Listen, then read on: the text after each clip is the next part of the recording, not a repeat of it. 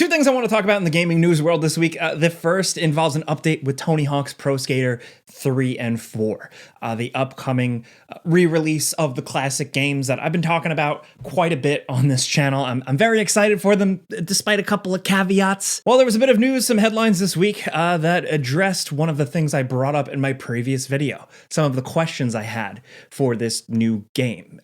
And as a extreme enthusiast of this series from the beginning, I was very disappointed to see that it looked like Bam Margera was not in the game.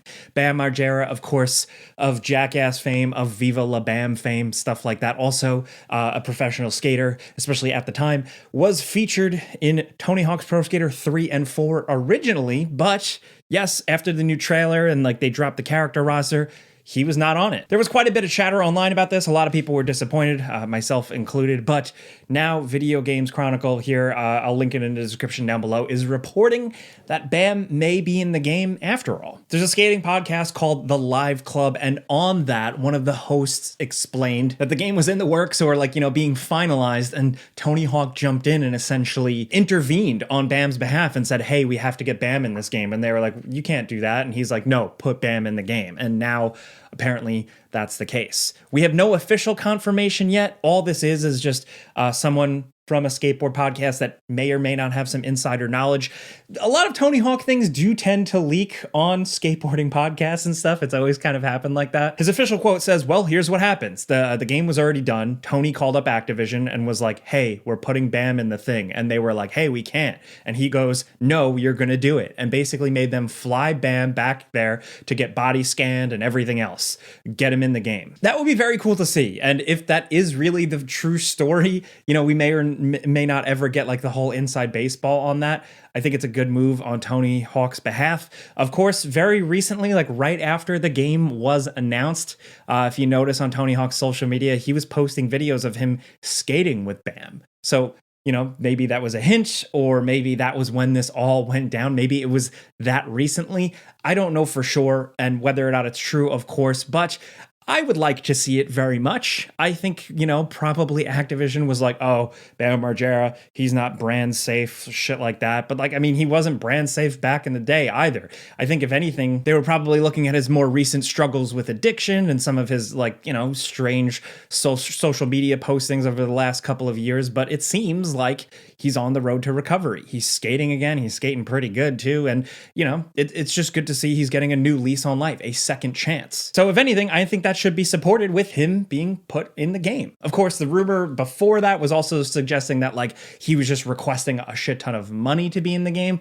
We don't know for sure, but I'd like to see it because really it goes back to Tony Hawk's Pro Skater 3 and 4, right? Preserving that, recreating those original games. And back in the day, Tony Hawk 3 in particular, seeing Bam in the game, it was like a young Bam with a him shirt on, the whole 9 yards. It was like, oh, wow, they got Bam Margera in this? That's awesome. It kind of felt like Tony Hawk, the game, was in on the cool thing. When you were that age and you were aware of Bam Margera, either with his skating or his antics with Jackass or whatever, it was just cool. It was a very social cultural moment thing for skateboarder kids and weirdos like me. And then of course, continuing on having him in Tony Hawk 4, and then featured heavily, of course, in Underground 2. So the rest was history there. But that Tony Hawk 3 and 4 thing, him being included, was just really, really cool. Those games always had a little bit of edge, and having Bam Margera in those games brought that little bit of edge. So I just hope that this new one doesn't feel like it's going to have the rough edges shaved off. And by rough edges, I mean Bam Margera. Put him in the game, goddammit. And again, if you're new here, welcome to Two Things. So every Wednesday, I take two news stories that I find interesting, and I dive deeper into them, talk a little bit longer about them. Of course, on Game Ranks on the Friday news show, I wrap up all the news, but here I like to just drill in stuff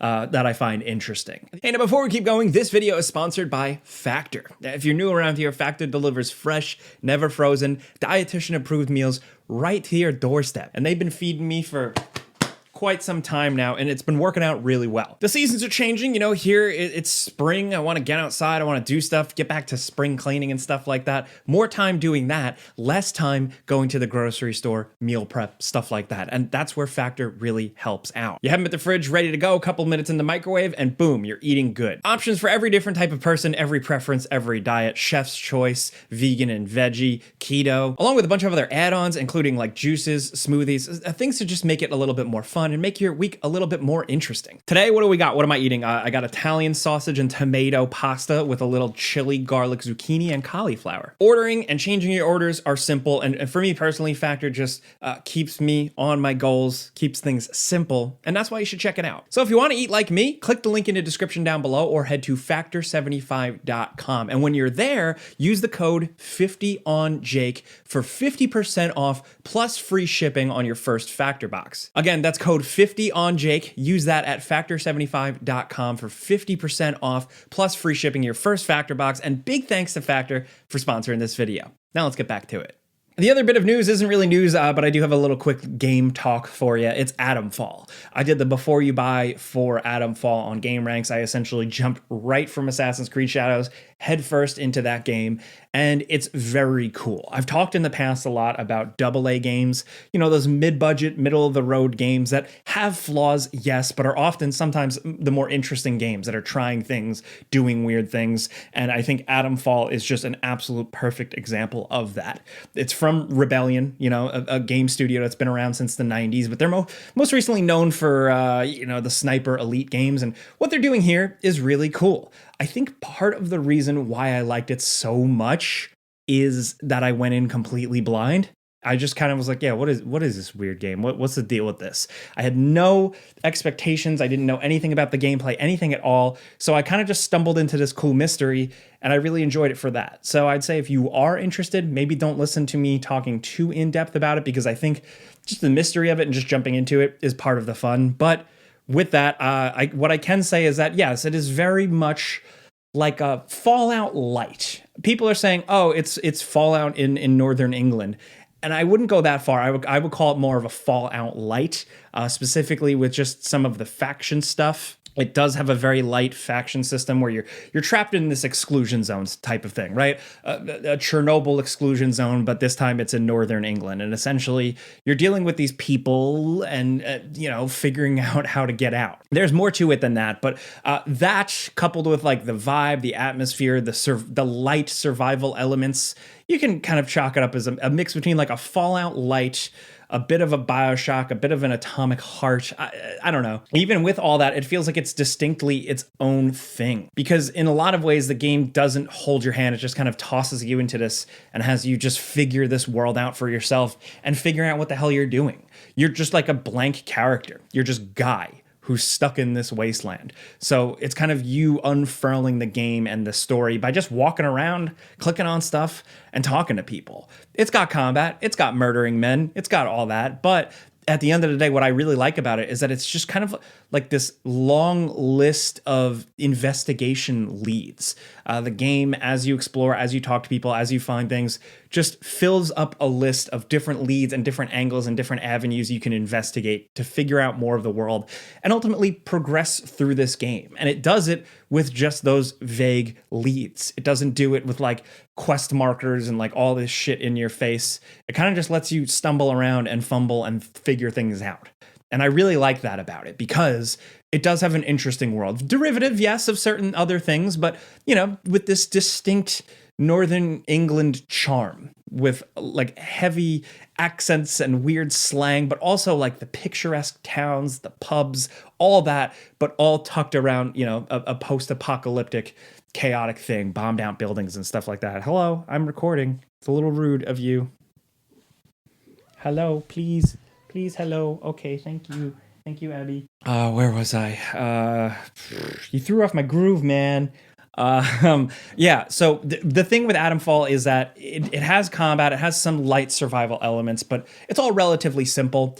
There's a lot of melee combat. I don't think it's very good. I do think the shooting combat is much better. The game can be very challenging, which is good. It's brutal. You die pretty quickly. But on the flip side, the enemies are also kind of dumb. But how you progress, how it works, I just really like. It's a lot of crafting, it's a lot of learning, crafting recipes, learning to eventually build better guns that are a little less like rusted out and stuff like that.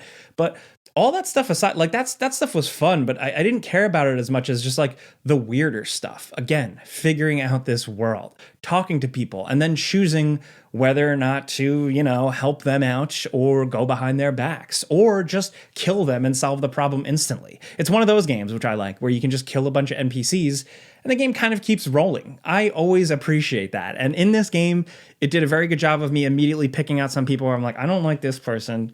I kind of like this person. Let me stick with them. But, it shakes things up.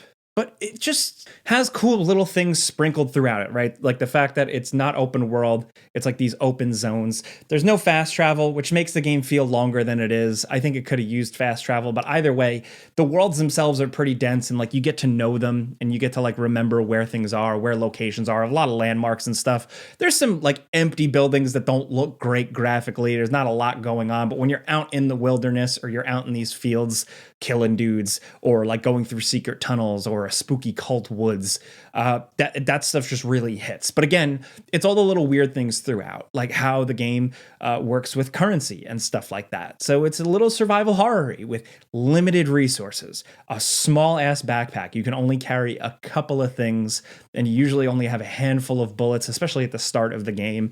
So you're pretty desperate, right? You have to choose like, all right, how many Molotov cocktails am I going to bring? How many healing items can I afford? And can I headshot this guy to save a bullet and then melee his friends to save more bullets? It's that type of thing. But then when you couple it with how the, when you go into towns or when you talk to traders, how that works, it's even cooler because it's all on a barter system. There is no currency. It's all about just trading. So picture, and I said this in the before you buy, I'm sorry if I'm repeating myself a little bit, but picture like the inventory management and lack of resources of something like Resident Evil 4. But with the merchant, like think like you got to give up 2 green herbs and a grenade in order to get a new pistol, something like that. It's kind of about throwing things at these merchants, figuring out what they prioritize, what they really need, and tips the scale in your favor for you to barter and get more. And I just like that system. I found it really interesting, and I liked not worrying about running around picking up pennies off the floor in a game. It made me pick up an extra melee weapon and be like, oh, maybe I can trade this for some more crafting components or something like that. Again, not the first game to do it, but I think just the way it's done here, it's done really, really well. I wish there was more to the stealth. It's very simple. It's just kind of like hide in bushes and stuff like that. I think they could have really expanded upon that. And I do wish the enemies were smarter because on the one hand, they are threatening, yes, but I don't know. I just could have used a little bit more from them. But like how these like military guys hold up in a beautiful English village, cool robots, cool scientific stuff, just really makes the game feel kind of unique. And in a lot of ways, I'm already kind of hoping that there's a sequel. And Atomfall 2, I feel like could really build on a lot of this shit and blow it out of the water and be even crazier, right? Because this already has a lot going for it for me personally, where it's new IP. It's not like a sequel. It's just they tried to make a new thing. And while I don't think like in terms of it being new IP, like I don't know if it has like the sauce to really blow people away with cool, unique characters or anything like that. I think how it plays around with gameplay concepts and how it experiments, I think is what makes it really special. So I would recommend it to somebody like if it's on Game Pass and you just download it and check it out if you have that. Or if, you just want a game that isn't super long, like 20 hours or so, depending on how you play. And if you just like seeing how games are kind of constructed and how genres are kind of mashed together and, you want to see something a little bit different, I would say consider checking it out at some point. There's a lot of games on all of our backlogs, but here's another one. Oh, and one last thing I did want to point out, a bonus thing for you, is that Game Informer has seemingly returned. Yes, Game Informer was, of course, shuttered by its parent company, GameStop, a couple of months back. I talked about it on this channel, but now they're back. They apparently got the keys to the castle, and Game Informer is like full-fledged back, essentially with the whole team, that was working up until when it was closed, back on board. As someone who is a fan of the magazine and just the history of the magazine and all the work that had been done for years and years, I think this is good. Who actually revived it is very interesting. Gunzilla Games is a studio that has a game. It's kind of like a battle royale shooter thing called Off the Grid. It's technically out now. I saw it like on the store page on my PlayStation the other day. It's not something I'm super interested in, but this development studio, this whole thing, is actually partially backed by Neil Blomkamp, of course, the director behind incredible things like District 9, Elysium, Chappie, stuff like that. Gunzilla is also involved in like blockchain and NFT stuff.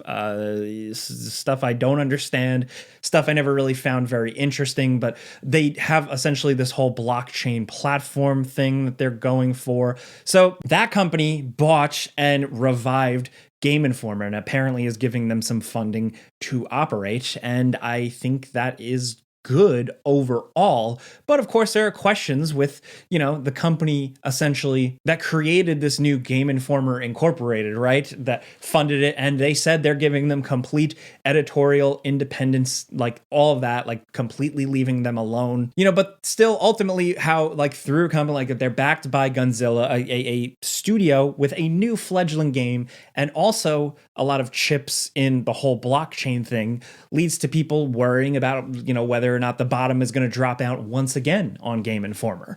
I hope that does not happen. I think there are valid questions about that whole Gunzilla Games thing, but at the very least, if for now they leave them alone and they do what they say, where they have complete editorial independence and there is no cross-contamination, I'll take that W. As of right now, the website is back up and running, but more importantly, or something that I just wanted to hear, is that there are plans to bring the magazine back and how they're going to roll out subscriptions and everything like that in the coming months. And like concerns about where the funding is coming from aside, if it is funded, I'm curious to see what they can do because Game Informer for years and years had just kind of been bled dry by GameStop. Like it was really operating on a skeleton crew system by the end, to the point where like it was like almost like an obligation for GameStop, just kind of barely keeping it alive, where the people working on the magazine and everything still had that passion, but